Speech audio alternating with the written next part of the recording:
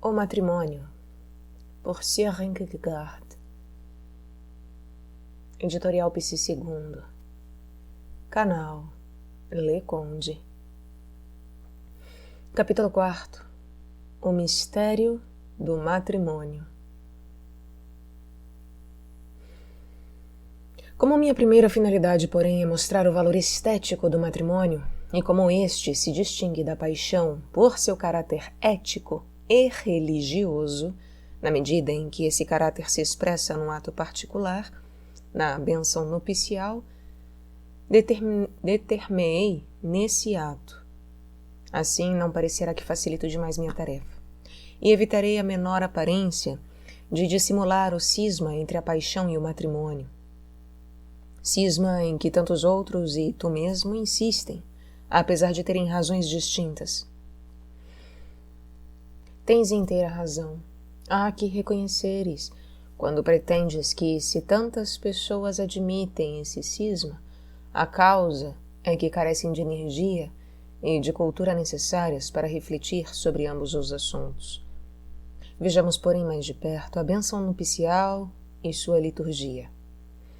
Nas palavras que se seguem, encontrar-me-ás talvez suficientemente armado, porém tranquiliza-te. Nada disso se fará às expensas de minha mulher, porque ela vê de maneira complacente que eu mantenha à distância bandidos como tu e teus iguais. Sou de opinião, além disso, que se o cristão deve estar sempre disposto a confessar sua fé, também o esposo deve ser capaz de justificar o matrimônio, não precisamente ante qualquer pessoa a quem ocorra perguntar-lhe, e sim ante quem ele considera digno de escutá-lo, ou que ele pareça bem fazê-lo, apesar de o ouvinte ser indigno, como nesse caso. E como nestes últimos tempos, após destruir várias províncias, te propuseste a fazer o mesmo com o matrimônio, sinto-me obrigado a ir em tua busca. Presumo que conheces a fórmula da bênção nupcial e que inclusive a estudaste. Além disso, sempre estás bem preparado e, em geral, nunca atacas uma posição antes de haver te informado cuidadosamente a ponto de parecer seu defensor mais qualificado. De modo que às vezes te sucede, como lamentas, que atacas demasiado bem e encontras defensores menos informados em suas posições que tu, o atacante. Porém, antes de entrar em pormenores, vejamos se no ato da bênção, simplesmente concebido como ato, não haverá nenhuma dificuldade séria. Não é coisa que advirtam os enamorados num instante de inspiração, uma coisa que poderiam abandonar sem prestar mais atenção, se, entretanto, não viesse mudar o curso de seus pensamentos. Trata-se, pois, de um poder que se acha diante de nós. Necessita, pois, o amor de reconhecer outro poder que ele mesmo? É possível que tu o admitas. A dúvida e a aflição devem ter ensinado o homem a rezar antes de inclinar-se, por sua vontade ou contra ela, ante esse poder. Porém, a paixão não necessita haver passado por esse caminho. Recordarás que temos suposto aos interessados certo desenvolvimento do ponto de vista religioso, de tal sorte que não necessito examinar como a vida religiosa pode aparecer no homem, e sim como pode coexistir. E assim como é certo que o amor infeliz possa imprimir no homem um sentimento religioso, é evidente que os indivíduos religiosos podem amar. O sentimento religioso não é tão estranho à natureza humana que se necessite previamente uma ruptura com ela para que ele brote. Porém, se nossos enamorados têm uma vida religiosa, o poder que se apresenta a eles na bênção nupcial não lhes é estranho. E como seu amor os une em uma unidade superior, o sentimento religioso os eleva a uma unidade ainda mais alta. Porém, se nossos enamorados têm uma vida religiosa, o poder que se apresenta a eles na bênção nupcial não lhes é estranho. e como seu amor os une em uma unidade superior, o sentimento religioso os leva a uma unidade ainda mais alta.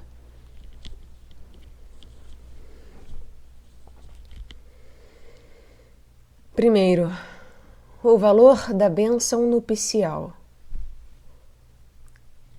Qual é, pois, o valor da bênção? Antes de qualquer outra coisa, ela subministra uma visão sobre a origem da espécie, a cujo vasto organismo incorpora assim o novo par. Além disso, invoca o geral, o aspecto puramente humano que lhe faz presente a consciência. Isto te choca, e talvez me digas, no momento em que uma pessoa se une tão intimamente ao ser amado, que todas as outras coisas desaparecem da consciência, é desagradável que se lhe recorde que essa é a velha história, algo que sucedeu, sucede e sucederá. Isso porque tu pretendes alegrar-te com o caráter próprio do teu amor. Queres deixar inflamar-te de paixão. E não desejas que te transtorne a ideia de que Pedro e Paulo façam a mesma coisa. Abre aspas. É terrivelmente prosaico, dizes, ouvir-te recordar seu número de ordem. No ano de 1750 apresentaram-se às 10 horas o Sr. X e sua virtuosa Sra. Y. E no mesmo dia, às 11, N e O. Que som mais terrível desta enumeração. Fecha aspas. Teu raciocínio, porém, oculta uma reflexão que transtornou tua paixão.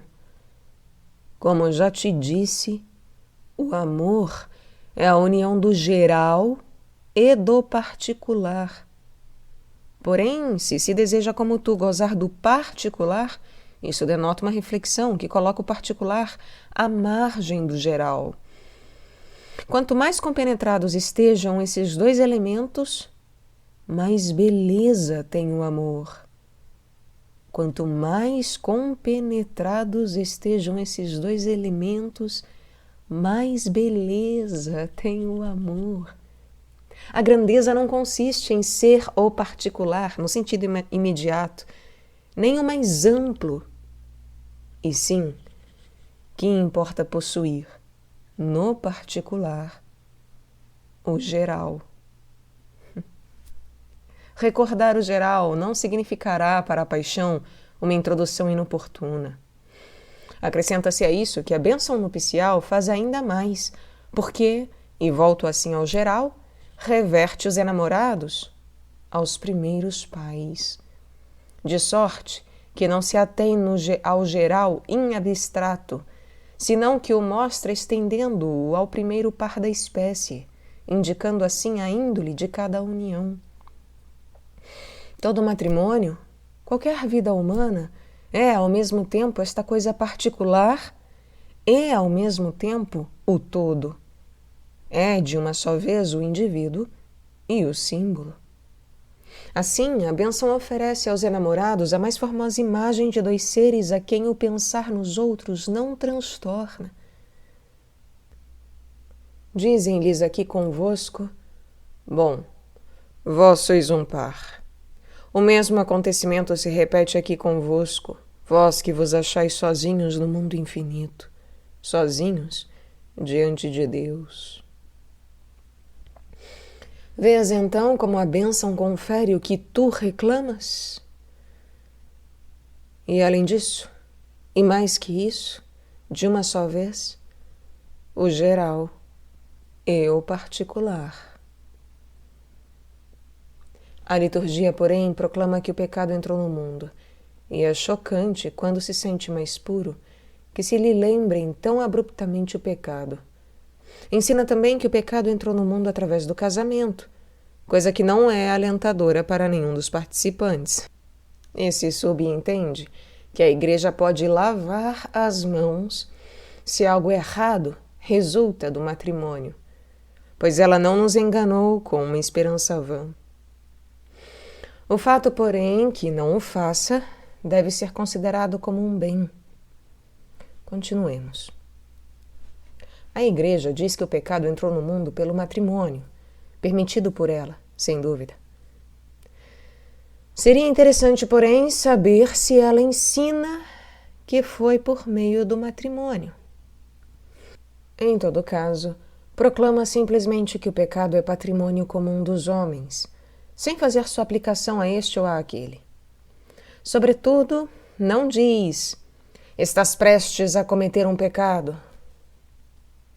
É difícil, certamente, expor em que sentido o pecado apareceu com o matrimônio, porque poderia parecer que identificamos pecado com sensualidade, e tal não pode ser, porque a Igreja autoriza o matrimônio. Sim, dirás, após ter despojado o amor terrestre de toda a sua beleza. De modo algum, responderei eu. Ou pelo menos a liturgia da bênção não diz palavras sobre isso. A Igreja proclama logo a pena que cabe ao pecado.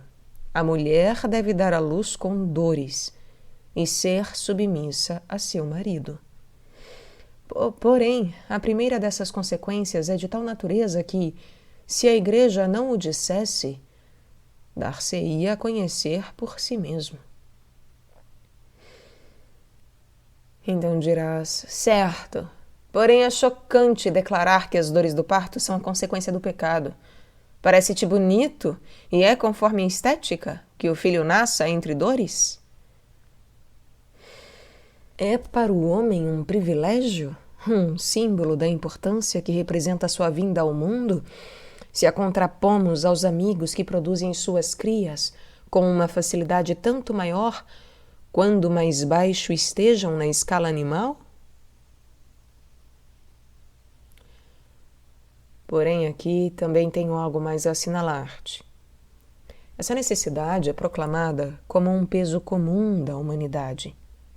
E o nascimento em pecado expressa com a maior profundidade nossa suprema dignidade, de tal modo que a vida humana assume um glorioso caráter, que a transfigura quando tudo que se relaciona com ela concorre com a determinação do pecado.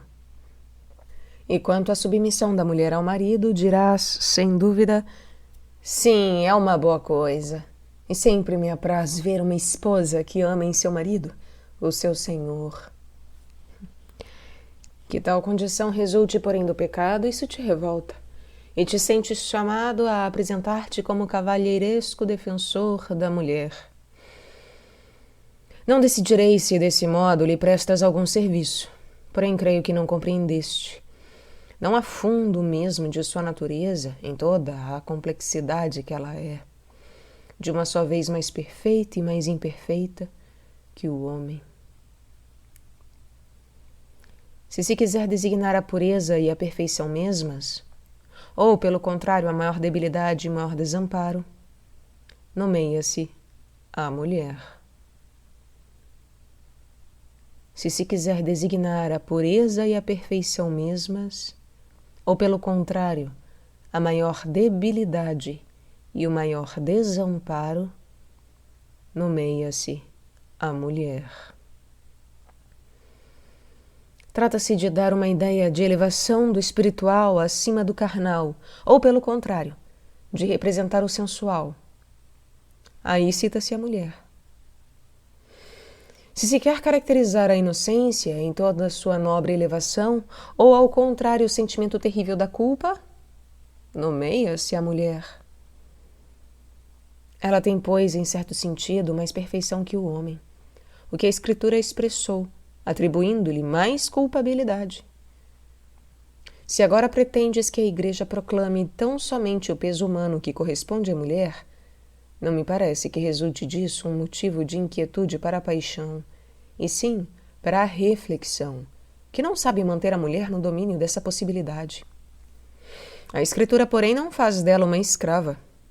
Diz, abre aspas, e Deus disse, darei a Adão uma companheira. Fecha aspas. Palavras estas que não têm menos emoção que verdade estética, a tal ponto que mais tarde ensina: o homem deixará seu pai e sua mãe e se juntará à sua mulher, Esperar-se-ia bem mais ao contrário. É a mulher que deixaria seu pai e sua mãe e se juntaria a seu marido, porque é a mais frágil. A Escritura reconhece implicitamente o valor da mulher, e não há cavalheiro que possa ser mais galante. Finalmente, a maldição que pesa sobre o varão, o fato de que deve comer seu pão com o suor de seu rosto, parece excluí-lo das bem-aventuranças do amor. Que essa maldição, como qualquer outra de Deus, leve em seu seio uma bênção, como se tem lembrado frequentemente, o argumento aqui não prova nada, posto que se postula necessariamente um porvir para que se faça experiência dela. Em troca, desejo recordar-te que a paixão não é covarde, não teme o perigo, e não poderia, por conseguinte, ver nessa maldição um obstáculo capaz de detê-la. Qual é, pois, o valor da bênção nupcial? Acaso ela sujeita os enamorados? Não, por suposto. E sim faz surgir no mundo exterior o que estava em movimento.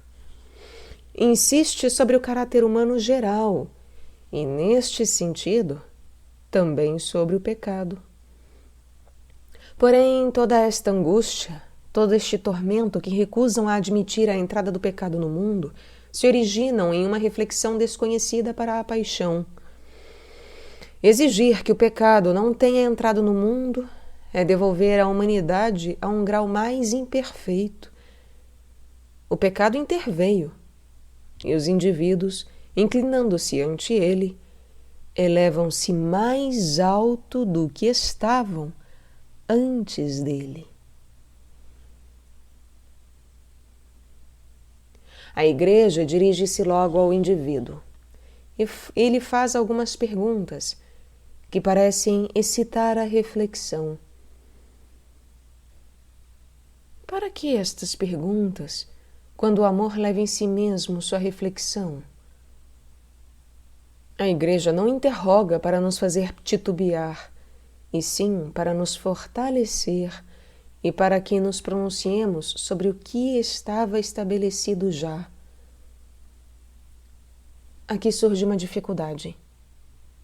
A Igreja, ao fazer essas perguntas, não parece levar em conta o elemento erótico. Pergunta-se se te puseste de acordo com Deus e tua consciência com teus amigos e conhecidos. Não te chamarei atenção sobre a grande utilidade das perguntas que faz a Igreja, com seriedade tão profunda. Ela não é, segundo tuas palavras, uma agência de matrimônio. Podem os interessados se molestar? Com sua ação de graças, dirigem seu amor a Deus e assim põem-se de acordo com Ele, apesar de indiretamente. De sorte que, quando a Igreja lhes pergunta se amam, não o faz porque quer destruir o amor terrestre, e sim porque o pressupõe.